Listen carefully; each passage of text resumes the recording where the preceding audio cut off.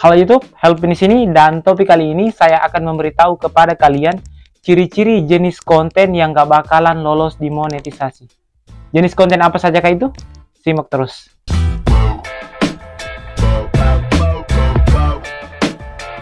Ayo, aku mau nanya nih, siapa yang udah capek-capek bikin konten, pas masa pengajuan atau peninjauan YouTube untuk monetisasi, itu ditolak mentah-mentah sama YouTube, alias nggak bisa dimonetisasi channel YouTube-nya dan tidak bisa mendapatkan uang dari YouTube.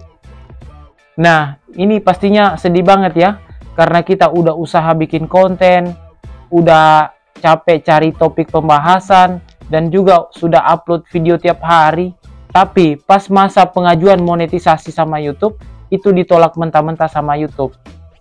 Jadi, di video kali ini, saya mau ngasih tahu buat teman-teman yang baru menjadi YouTuber, agar mengetahui kira-kira mana sih jenis konten yang lolos monetisasi dan mana sih jenis konten yang tidak lolos monetisasi. Agar usaha yang kita lakukan itu bisa bermanfaat dan tidak menyesal di akhir kemudian. Karena jika kita sudah bikin video banyak dan ujung-ujungnya ditolak monetisasi, itu bakalan sedih banget ya. Oke, yang pertama, jenis konten yang gak bakalan lolos monetisasi sama YouTube yaitu adalah konten yang digunakan ulang atau mengupload ulang konten yang sudah ada di YouTube. Jadi, coba kalian cek di channel kalian apakah konten kalian itu ada potongan-potongan video yang digunakan ulang. Nah, di sini saya akan coba jelaskan beberapa contoh jenis konten yang digunakan ulang, supaya kalian lebih teliti apakah di channel kalian itu ada konten yang digunakan ulang, agar kedepannya kalian itu nggak bikin konten seperti itu lagi. Contohnya, konten yang digunakan ulang, kalian biasa lihat nggak kalau lagi nonton YouTube itu ada kayak footage video yang disempilin di tengah-tengah, entah itu kayak efek-efek biar nambahin lucu videonya. Nah, itu karena banyak banget orang yang pakai, itu akan dianggap sama YouTube sebagai konten berulang. Meskipun sebenarnya potongan-potongan video tersebut tidak mengandung copyright atau hak cipta. Tapi karena banyak banget yang memakai footage seperti itu, mengakibatkan itu dianggap sama YouTube sebagai konten berulang. Oke, kemudian jenis konten berulang lainnya yaitu adalah re-upload. Nah, re-upload ini sudah menjadi aturan YouTube dari dulu ya. Kalau kita itu tidak boleh mendownload video orang lain lalu menguploadnya di channel kita, meskipun cuma beberapa detik, karena itu akan terdeteksi oleh YouTube dan itu yang menyebabkan channel kalian ditolak monetisasi, karena kalian mengupload konten yang bukan original atau bukan hasil karya kalian sendiri. Lalu, jenis konten berulang lainnya yang tidak bisa dimonetisasi yaitu konten kompilasi. Konten kompilasi ini adalah berbagai jenis potongan-potongan video yang dijadikan satu.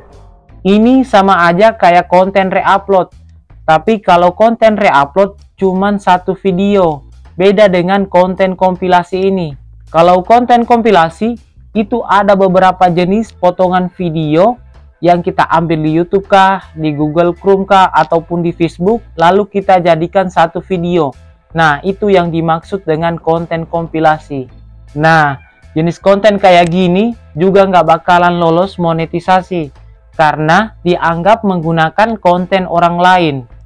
Lalu, jenis konten yang digunakan ulang lainnya yaitu seperti konten cover lagu atau konten lirik lagu. Biasanya kan kalian cari dulu musiknya, entah itu di-download di Google kah, entah itu di-download di YouTube kah, lalu kalian cover, kalian nyanyi menggunakan suara asli kalian.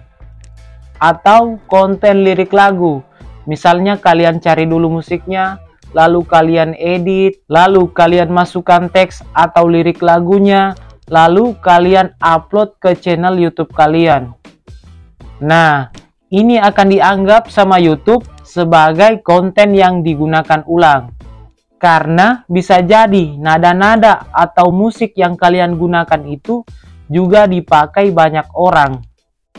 Lalu, jenis konten yang digunakan ulang lainnya.